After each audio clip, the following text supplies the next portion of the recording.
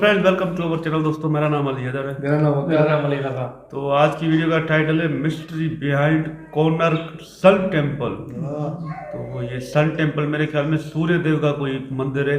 सन तो सूर्य देव है। तो देखते हैं क्या मिस्ट्री है इसके पीछे। तो देखें। दोस्तों, हमारे भारत में ऐसे सैकड़ों प्राचीन भव्य मंदिर मौजूद हैं जो अपने बेमिसाल स्ट्रक्चर और खूबसूरती से आज की मॉडर्न इंजीनियरिंग और साइंस को भी हैरान करके रख देते हैं। और उन्हीं में से एक है कोणार्क सूर्य मंदिर, जिसे भारत के सबसे रहस्यमयी मंदिरों में शुमार किया जाता है। दरअसल इस मंदिर से जुड़े ऐसे कई रहस्य हैं जिनके जवाबों की खोज अभी भी की जा रही है। बताया जाता है कि किसी समय इस मंदिर के शीर्ष पर एक स्पेशल किस्म की विशालाकार चुंबक लगी होती थी, जिससे मंदिर में मौजूद सूर्य देव की मूर्ति हर समय हवा में लटकी रहती थी। ऐसे में सवाल उठता है कि आज से सैकड़ों साल पहले इस मंदिर को आखिर किस तरह से बनाया गया होगा, और क्या वजह है कि इस मंदिर का मेन गेट पिछले 118 सालों से बंद पड़ा हुआ है। इस मंदिर के बारे में इसी तरह की और भी बहुत सी रहस्यमयी बातें हम आज की हमारी इस वीडियो में बताने वाले हैं।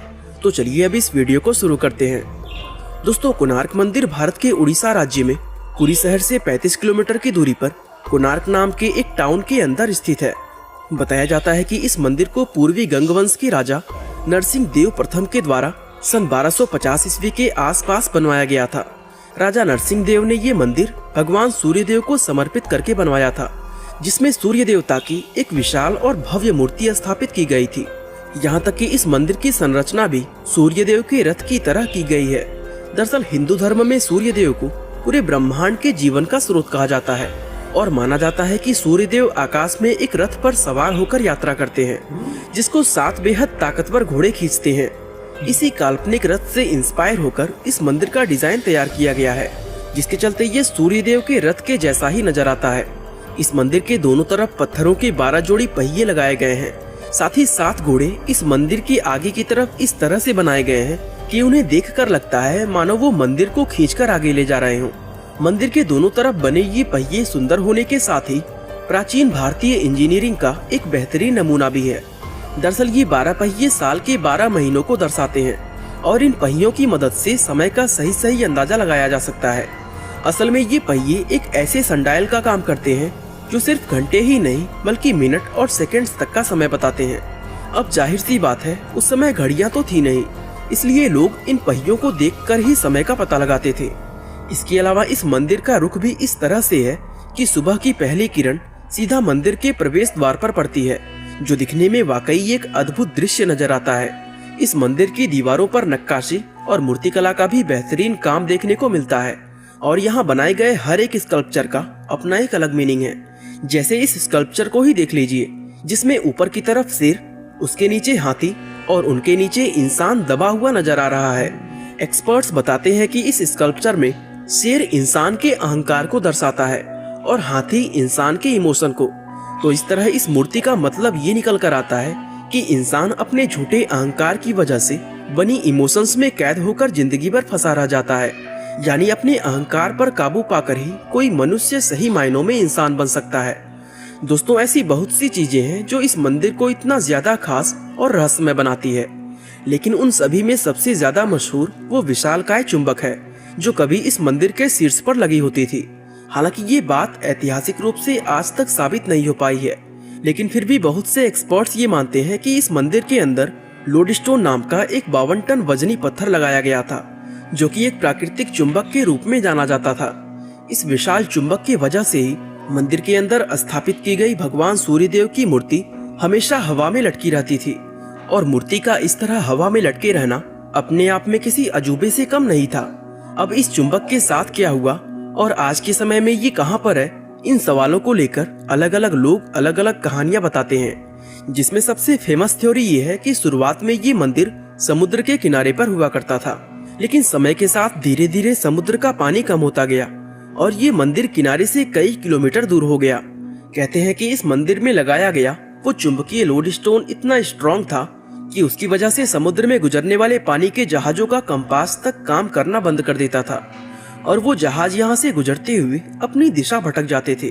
कहा जाता है कि पुर्तगाली नाविक अपने जहाजों को बचाने के लिए इस मैग्नेट और भगवान सूर्य देव की प्रतिमा को मंदिर से निकालकर अपने साथ ले गए थे और इस मंदिर से मैग्नेट का निकलना ही इसके गिरने की असल वजह बना था। दरअसल कुछ एक्सपर्ट्स का ये मानना है कि इस मंदिर के स्ट्रक्चर को मजबूती देने और इसे खड़ा रखने में उस मैग्नेट का बहुत बड़ा रोल था, क्योंकि इस मंदिर को बनाने में जो पत्थर इस्तेमाल किए गए थे उन पत्थरों के ब्लॉक्स के बीच में लोहे की प्लेट्स लगाई गई थी ताकि मैग्नेट की पावर से सभी पत्थर अपनी जगह जमी रहे। ऐसे में जब इस मंदिर के ऊपरी हिस्से से उस मैग्नेट को निकाल दिया गया तो मंदिर का पूरा स्ट्रक्चर बेहद कमजोर हो गया, जो समय के साथ साथ धीरे धीरे नष्ट होता चला गया। इसके अलावा कुछ लोग ये भी दावा करते हैं कि इस मंदिर को पुर्तगाली नाविकों ने नहीं बल्कि भारत में घुसे विदेशी आक्रमणकारियों ने नष्ट किया था। और साथ ही इस मंदिर में स्थापित की गई मूर्तियों में से एक मूर्ति उड़ीसा के पुरी टेम्पल में आज भी स्थित है और एक मूर्ति दिल्ली के नेशनल म्यूजियम में रखी हुई है। हालांकि इनमें से कोई भी बात ऐतिहासिक रूप से साबित नहीं है। दोस्तों, इस बात में कोई शक नहीं कि कोणार्क मंदिर बेहद अद्भुत और सुंदर नजर आता है, लेकिन मंदिर का जो हिस्सा हम लोग आज देखते हैं वो असल में पूरा मंदिर नहीं है। दरअसल इस मंदिर में कुल 3 मंडप हुआ करते थे, जिसमें 2 मंडप कई सदियों पहले पूरी तरह नष्ट हो चुके थे और आज इसका सिर्फ एक मंडप ही बाकी रह गया है। अब इस मंदिर के बाकी हिस्सों के नष्ट होने के पीछे भी लोग अलग अलग कारण बताते हैं। कुछ लोग कहते हैं कि मंदिर के वो हिस्से आक्रमणकारियों के द्वारा किए गए हमलों की वजह से नष्ट हुए थे, तो कुछ एक्सपर्ट का मानना ये है कि ये मंदिर कभी बन ही नहीं पाया था और मंदिर के जो हिस्से अधूरे रह गए वो समय के साथ धीरे धीरे खुद ही नष्ट हो गए। अब इनमें से कही गई कौन सी बात सही है और कौन सी गलत, ये कह पाना मुश्किल है, क्योंकि एक्सपर्ट अभी भी इस मंदिर के नष्ट होने का असल कारण पता लगा रहे हैं। कहते हैं कि आज हमें ये मंदिर जितना ऊंचा नजर आता है असल में ये उससे कहीं ज्यादा ऊंचा हुआ करता था। यहाँ तक कि समुद्र में सफर करने वाले नाविक इस मंदिर के शिखर को अपने जहाजों से ही देख लिया करते थे।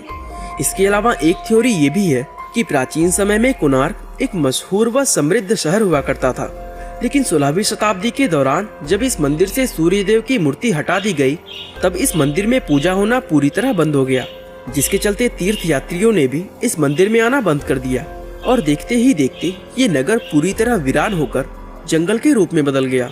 फिर कई सदियों बाद जब इस मंदिर को खोजा गया तब इसकी हालत बहुत ज्यादा खराब हो चुकी थी और इसके कई हिस्से पूरी तरह ढहकर नष्ट हो चुके थे। आज के समय की बात करें तो इस मंदिर का सिर्फ एक ही मंडप बाकी रह गया है, जिसको इस मंदिर का प्रधान मंडप माना जाता है। लेकिन हैरानी की बात यह है कि इस मंडप के अंदर जाने के सभी रास्ते आज से 118 साल पहले पूरी तरह सील कर दिए गए थे, जो आज भी उसी तरह बंद पड़े हुए हैं। अब ऐसे में सवाल ये उठता है कि आखिर इतना समय बीत जाने के बाद इस मंदिर का दरवाजा आज तक खोला क्यों नहीं गया। दोस्तों, ये चीज इस मंदिर को और भी ज्यादा रहस्यमय बनाती है और इस दरवाजे के बंद होने को लेकर लोग तरह तरह की अंधविश्वासी बातें भी करते हैं। हालांकि इसको बंद करने के पीछे ये तर्क दिया जाता है कि 19वीं शताब्दी का अंत होते होते इस मंदिर का आखिरी मंडप भी कमजोर होकर गिरने के कगार पर पहुंच गया था और इसको गिरने से बचाने के लिए साल 1903 में उस समय के गवर्नर जॉन वुडबर्न ने इस मंदिर के अंदर रेत भरवाकर इसके सभी दरवाजों को सील करवा दिया था। इसके बाद ना जाने कितनी बार इस मंदिर के मुख्य दरवाजे को खोलने की बात की गई, लेकिन हर बार अलग अलग वजहों से इस दरवाजे के खोलने को टाला जाता रहा। यहाँ तक कि इसी तरह आज 118 साल बीत चुके हैं, लेकिन अभी भी ये दरवाजा उसी तरह बंद पड़ा हुआ है। ऐसे में लोगों के मन में ये सवाल आता है कि क्या इस दरवाजे को सच में मंदिर को गिरने से बचाने के लिए बंद किया गया था या फिर इसके बंद किए जाने के पीछे कोई और भी बड़ा रहस्य छिपा है। खैर, इन सवालों का जवाब हम लोगों को तभी मिलेगा जब इस दरवाजे को खोला जाएगा। बाकी दोस्तों, आज के लिए बस इतना ही। वीडियो अच्छा लगा तो लाइक, शेयर और चैनल को सब्सक्राइब करना। सही बात है यार, ये मंदिर तो मिस्ट्री से भरा पड़ा है। इतना पुराना मंदिर है, हम तो मतलब कहेंगे कि यार ऐसे मंदिर को तो आप बनाओ और गेट वगैरह भी खोलो ताकि लोग वहाँ पर आए, पूजा करें।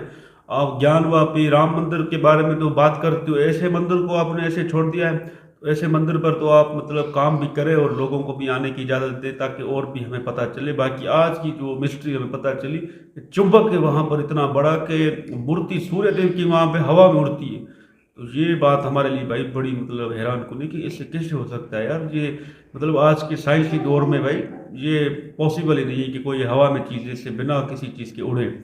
बाकी बड़ा अच्छा लगा आज मतलब सूर्य देव के बारे में हमें मतलब जानकर। हमने उनके महाभारत में देखे थे, वहाँ पर कर्णा को उन्होंने कुंती जी को उन्होंने आशीर्वाद दिया था तो कर्णा हुआ था। जब उनका बेटा आशीर्वाद वाला इतना शक्तिशाली है, ताकतवर है, तो सूर्य देव तो क्या ही होंगे भाई। बहुत यार ये एक मतलब हमारे लिए हैरानकुन वीडियो था सूर्य देव के बारे में जानकर। मैं तो कहूँगा मोदी जी गवर्नमेंट को भाई इस पर ज़रा ध्यान दे, इसमें तो बड़े राज होंगे भाई। ये पहियों वाले जो निशान थे भाई वो, या मंदिर को भाई कहीं लेकर तो नहीं गए, बड़े इसमें तो राज है भाई। इस भाई ने तो बड़ा अच्छे से हमें समझा दिया। सूर्य देव का मंदिर है तो इस पर तो फोकस इनका होना चाहिए। अगर ये हिंदुस्तान के लोगों को समझ आए तो भाई इसको तो बनाना चाहिए। खुद भी अगर नहीं बना सकते, गिरती है तो नई तरह से बनाए इसको भाई, अलग ही दिखाने के लिए भाई। बाकी यार बड़ा अच्छा लगा ये वीडियो देखकर।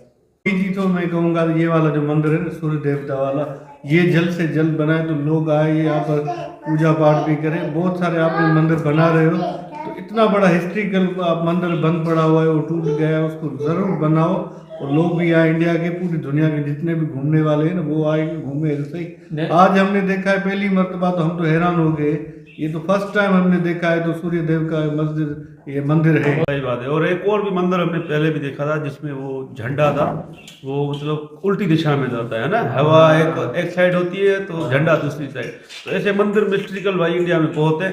बाकी आज वाला सूर्य देव के बारे में हमें पता चला, क्योंकि हमने कभी सुना नहीं था कि उनकी भी पूजा होती है। बट इस वीडियो के बाद हमें पता चल गया कि भाई ये तो सूर्य देव को भी पूजा करते हैं। तो बड़ा अच्छा लगा वीडियो हमें। अगर आपको भी अच्छा लगे तो लाइक शेयर सब्सक्राइब जरूर करें। Thank you.